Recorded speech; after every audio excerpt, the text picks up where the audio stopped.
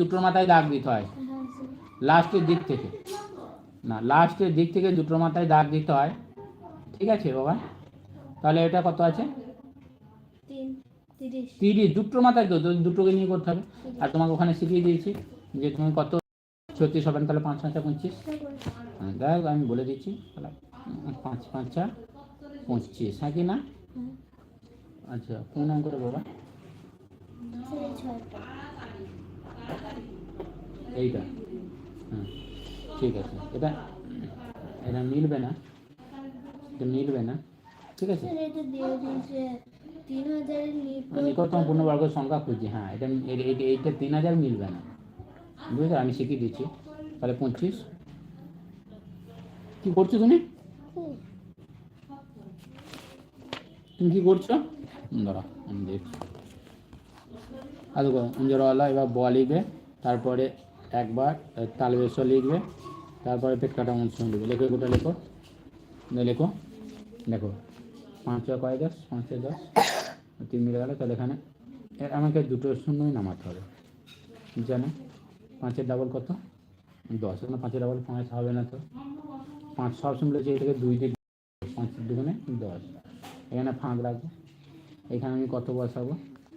10-এর পর যদি ধরো আমি 4 বসাই, তাহলে 4 দিয়ে গুণ কর, 4 4 16, 6 হাতালে 1, 4 1 4, তাহলে 416। 5 দিয়ে গুণ করে 5 25, 525 যাবে না, তাহলে 4 দিয়ে গুণ করতে হবে, হ্যাঁ কি না?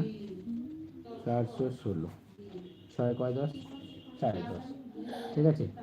তাহলে 1 আর 1 দিয়ে 2, তাহলে কত হবে? 8।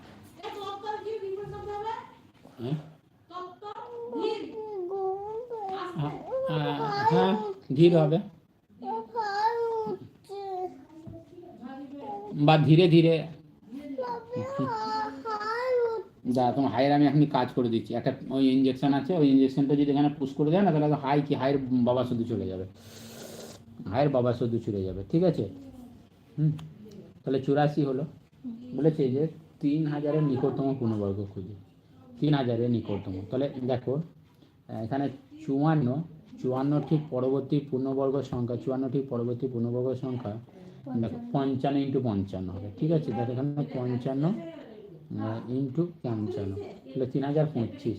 তাহলে আমরা লিখবো 54 তো 54 তো মানে 54 যদি পূর্ণবর্গ করতে হয়, তাহলে 3000 থেকে 84 বাদ দিয়ে দিতে হবে। একটা হচ্ছে 3 থেকে, তাহলে 3000 থেকে যদি 84 বাদ দিয়ে দিই, তোমার দেখিয়ে দিচ্ছি, 3000 থেকে যদি 84 বাদ দিয়ে দিই, তাহলে কত?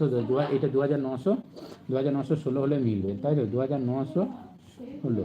আর একটা 54 পরবর্তী লিখব, 54 পরবর্তী পূর্ণবর্গ সংখ্যা 55 × 55, 55 × 55 পূর্ণবর্গ সবসময় ডাবল সেম, 54 × 54, 55 × 55, যেমন 54 × 54 দেখো, 54 × 54 2916, বুঝতে পেরেছি তো? মানে এই যে এইটা বাদ দিয়ে দিলেই তো এ পূর্ণবর্গ হয়ে যেত 54 × 54। তাহলে 54টা তো 54টা কাছে না, 55 সঙ্গে 55 গুণ করে দেখি কোনটা 3000-এর কাছে। তাহলে 55 × 55 আমরা গুণ করবো, 55 × 55, তাহলে কত? 3025। তাহলে কোনটা 3000-এর কাছে রাখবে, এইটা না এইটা? কোনটা 3000-এর কাছে? এইটা। তাহলে উত্তর হবে এইটা, 3025। তাহলে লিখবো যে 3000-এর নিকটতম পূর্ণবর্গ সংখ্যা, হ্যাঁ 3000-এর নিকটতম পূর্ণবর্গ সংখ্যা থেকে 3025, যেটা 3000 থেকে বড়। এইটা বাদ দিয়ে আমরা করছি যে 3000 - 84, যেটা বাইরে 54 × 54, এইটা বাদ দিলে এইটা মিলছে না, মানে এইটা যদি আমার এখানে না থাকতো তাহলে যেটা মিলে যেত, তাহলে 54 পূর্ণবর্গ সংখ্যা হতো, ঠিক আছে? তাহলে এটা আমরা লিখবো যে 3000, এটা লিখবো আমরা 3000 - 84, 2916, বা এবার লিখবো 54 দিয়েছে। ও বাবা, তাই তো, কতজন পারেছে চ্যানেল, লাভ ইউ লিখেছে তোমাকে, এবার থ্যাংক ইউ, ঠিক আছে?